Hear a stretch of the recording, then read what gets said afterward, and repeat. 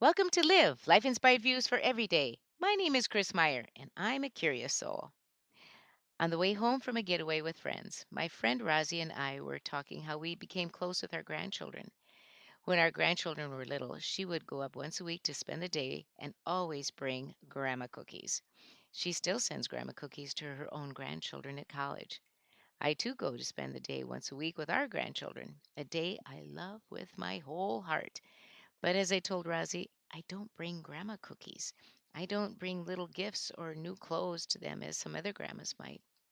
I told Rosie wistfully that I'm not thoughtful like that. Then I said, I do tell our little grandson cutie stories. I've told him cutie stories since he was little. They are stories I make up about things that happened to a little boy named Cutie. Although we never voice it to each other, I think he has now figured out that Cutie is really him. So I guess that is the special gift I can offer. The conversation with Rosie made me think how often and easily we find ourselves regretting that we do not give like or as good as others. We compare the thoughtfulness, size, and cost of the gifts others give in contrast to what we give or not give. I am so very guilty of this habit.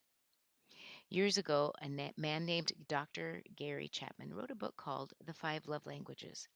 He said that people do not give or receive love in the same way.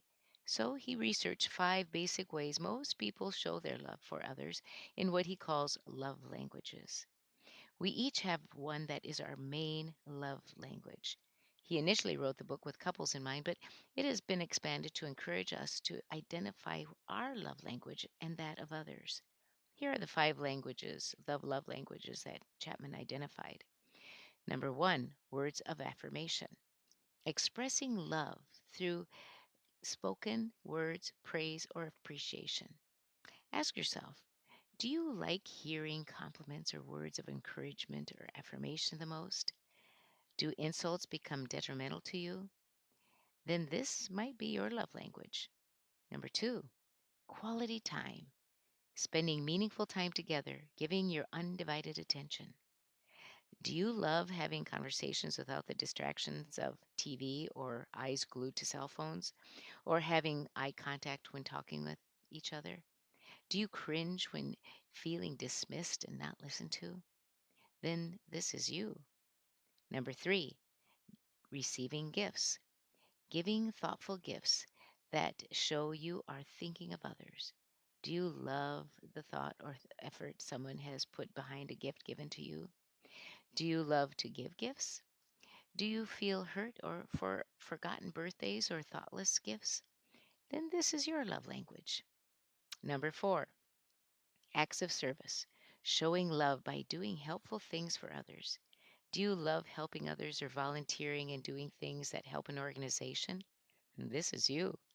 You may not always appreciate laziness or broken promises and interpret it as not being valued. And lastly, number five, physical touch, expressing love through physical affection.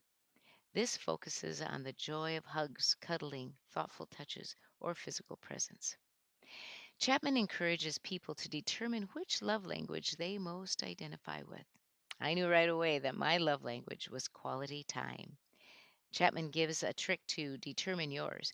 Imagine your partner or friend bestowing one of those love languages on you and see which one rises to the top of your internal need list.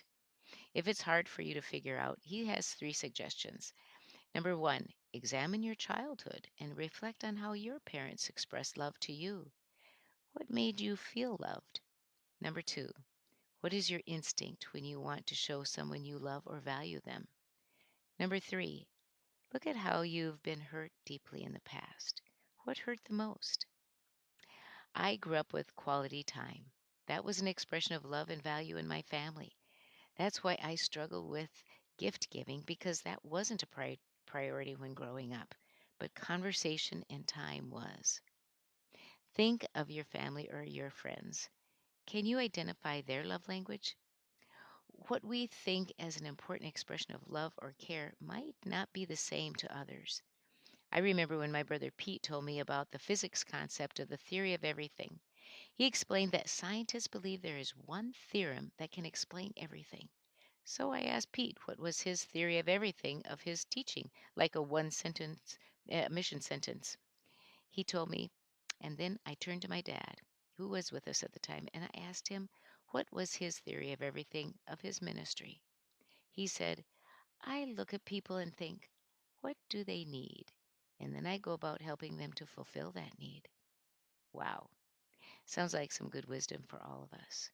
So, even if the love language of another is not our natural love language, we can make attempts to fill the need for others as we know it.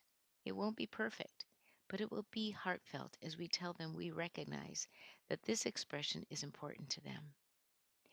Thinking of the love languages affirmed in me that my job is not to compare or be as good as someone else's expression of love. My job is to express love that is meaningful to someone that sends the message of value to them. This week, on your bathroom mirror, write, I will learn to know my love language and try to recognize and fulfill the love languages of others. Join me next Monday for Live, Life Inspired Views for Every Day. I'm Chris Meyer, and I'm a curious soul.